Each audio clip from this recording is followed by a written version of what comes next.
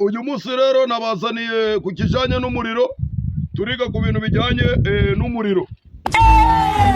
Twasanze umuriro wa mbere ari umuriro w'amashanyarazi, dusanga umuriro wa kabiri ari umuriro wo mu nzu, dusanga umuriro wa gatatu ari umuriro wo mu mubiri.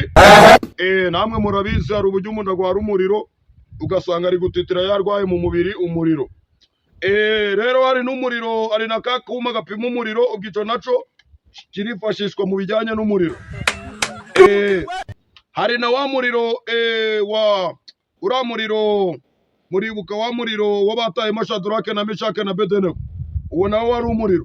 Bivuze ngo rero imiriro ni myinshi, hari ziba ziri mu matelefone, hari imiriro ibiri gucanwa mu mbabura, hari imiriro yo muri gaze, mbese umuriro twasanze ari ijambo, umuriro ari ikintu gikomeye. Usanga n'abantu bavuga ngo baratwika, urumva gutwika kose batwikisha wa muriro, atari umuriro wo mu mubiri, ahubwo ni umuriro wa wundi usanzwe w'amashanyarazi ndetse n'umuriro wo mu nzu wo gucana. Icyo rero naco tugomba kuzakeneye vuba, nzagaruka ndi kubabwira izindi miriro, za miriro nyine muzazimenya, za miriro abakobwa bakundaga kugira, muzazimenya nazo, izo nazo zaza ndi kuzibigisha n'abahungu, izo miriro nazo ndaje.